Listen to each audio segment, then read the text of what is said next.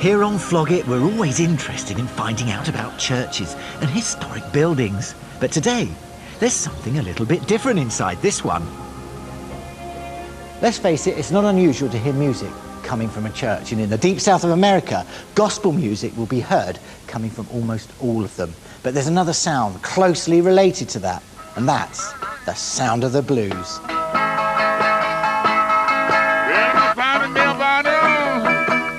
If there's one instrument which epitomises the sound of the blues, it's got to be the guitar. Brought to America by European craftsmen in the early 20th century.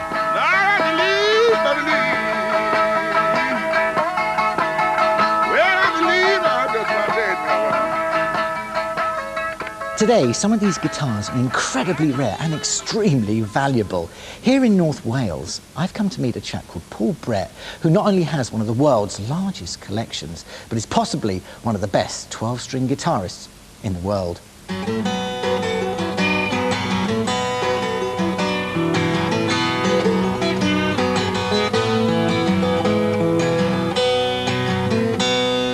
You're an incredibly talented musician. What artists and bands have you worked with? Well, over the years, I started off in the mid-60s. My first band was Neil Christian and the Crusaders. I followed Jimmy Page into the job. People like Status Quo, Barclay James Harvest. I mean, the mind boggles. I can't really remember much. No, I was going to say to you, actually, yeah. What memories have you got of one particular tour? But maybe it was all a blur, I don't know. That's rock and roll. Yeah. Well, we'll start with a 6-string guitar. Tell me about this one. This is a Gibson. It's an L1, it's 1926. And also the back is quite unique because it's got a... Ooh, it's got a nice curve as well, hasn't it? Gives it a built-in reverb. Yeah. It's lovely. This is the actual models. The L1 was a model that Robert Johnson played. Famous blues player. Very famous blues player, without whom probably rock and roll wouldn't have existed. At least according to Eric Clapton. It would. And he should know. He should certainly know. Okay, take it away. I met the devil at the crossroads. I said, how do you do? I met the devil at the crossroads. I said, how do you do? Well, I'm doing all right, devil, but how the hell are you? Oh, brilliant. What a lovely mellow sound as well. Yeah, it's very nice. For the year, it's indicative of what they made in those days. Now, this looks a lot bigger. The last guitar had 6 strings. This has got 12. Tell me about the invention of the 12-string and why was it necessary? Each string here, these are unison on the top. And these ones are in octaves, you know, at the bottom ones.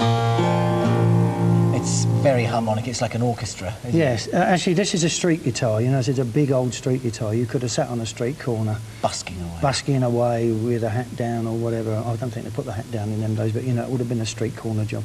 Okay. Tell me a little bit about this model and who would have played it. Well, this is a Stella. It's a very, very big one. People like Leadbelly, for a start, would have played at Stella. And he's widely regarded as one of the best 12-string players ever because he only played a 12-string when he sang. And he had quite a checkered history again. You know, he was in prison for murder.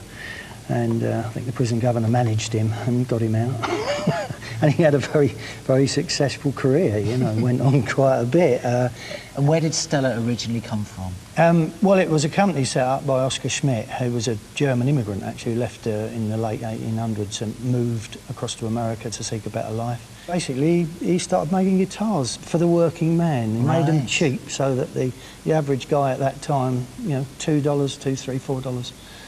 Wasn't a lot of money. Not a lot of money. And I guess if they got in lots of barroom brawls and fights, they'd smash their guitar up and go and buy another one. That's absolutely what happened. We've had guitars come in like that, you know, from that era, because it wasn't really a lot of money in them days. You know, they'd go out and play on Friday and Saturday night, earn a bit of beer money, have a fight, buy another one the following and play some blues. It's a tough old game, wasn't it? Yeah. Well, talking about sound, let's hear some. Let's play a bit, yeah.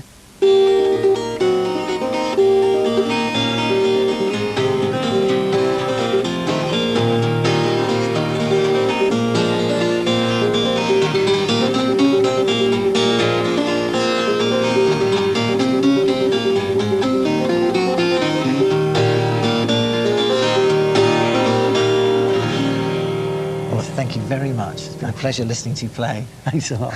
Thank you.